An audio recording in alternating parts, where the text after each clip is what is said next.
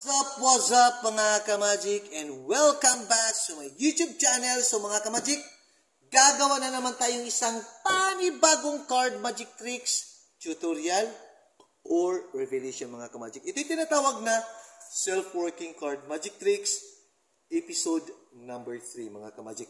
Beginners ka man o hindi or professional magician, super strong effect sa itong audience mga ka-magic. Okay? Ang gawin natin mga ka-magic, before that mga ka-magic, ipapakita ko muna mga ka-magic bago ko ituro at ilalabas kung paano ginawa mga ka-magic. So ganito na mga ka-magic, i-shuffle natin ang card.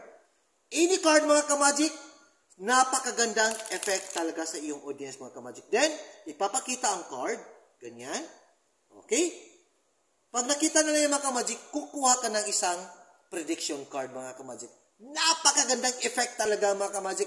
Hahanga talaga sa iyo ang mga audience mo mga ka-magic. Kasi papalapit ng Christmas at sa New Year, i-present nyo ito mga ka-magic, makakatanggap kayo ng pang-aginaldo nito sa inyong mga ninong, ninang, o mga kakilala nyo mga ka-magic na mag-offer sa iyo ng Merry Christmas gift. Okay? Kukuha ko ng isang prediction card.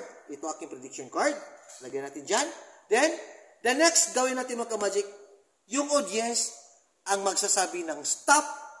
Okay? Sila ang magsasabi ng stop. Ganyan na mga ka-magic. Magbaba ka na lang ng card. Then, sila na magsabi ng stop mga ka-magic. Okay? Kahit ilang cards pa ibaba natin, pag nagsabi sila ng stop, stop. Okay? Yan na, stop na. Then, isipalit natin kalahati, yung ibang natitira. Then, ito namang card na pinagbabaan mga ka-magic ay divided into 2 piles. Okay? 2 piles. Yan. At doon na mga ka-magic, lalabas ang prediction card mga ka-magic. Yan! I-open natin ang dalawang nasa ibabaw. Ang lumabas ay Ace of Diamond and 6 of Spade. So kung i-merge natin ito mga ka-magic, Ace, Spade. Okay? Ace of Spade ang prediction na lalabas mga ka-magic. Totoo ba? Let's see and look.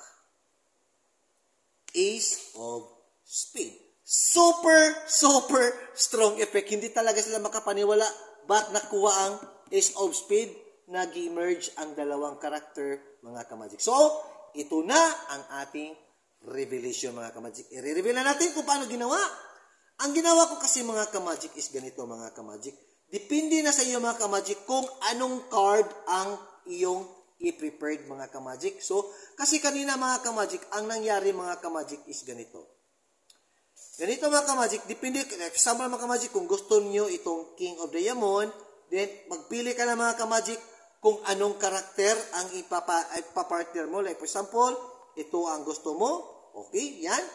So, si King at saka si Dose of Heart. So, King of Heart, mga ka-magic, ang dapat mong i-prepare na prediction cards. Kasi si King at saka si Two of Heart. So, King and Heart, King of Heart ang kunin mong prediction. Okay? So, pero mga ka-magic, ipag-shuffle para hindi halata mga ka-magic, i-shuffle mo muna ang card. Pero, kailangan hindi ito matatamaan itong dalawang i-prepare mo mga ka-magic, si King at saka si Two. Okay, dapat always nasa ibabaw. Pagkatapos dyan mga ka-magic ay ipapakita mo sa iyong audience ang card na pinagsha-shuffle mo mga ka-magic para talagang totoong magician ka na mga ka-magic. Tapos ibalik lahat ng deck.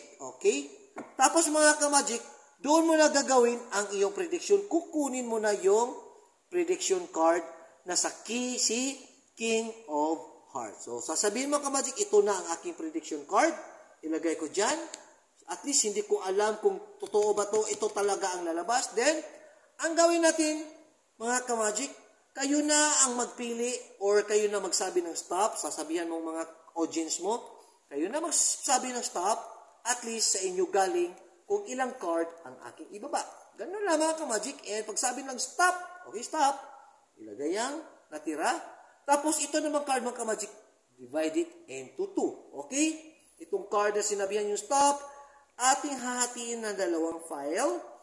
After that, mga ka-magic, ang pinakahuling card ay lalabas na talaga mga ka-magic, yung si King of Diamond at saka si Two of Hearts. So, yun na mga ka-magic.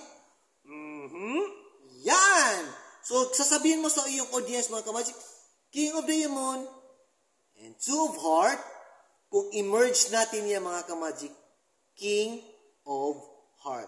So, ito na talaga ang ating prediction. Lalabas talaga si King of Heart.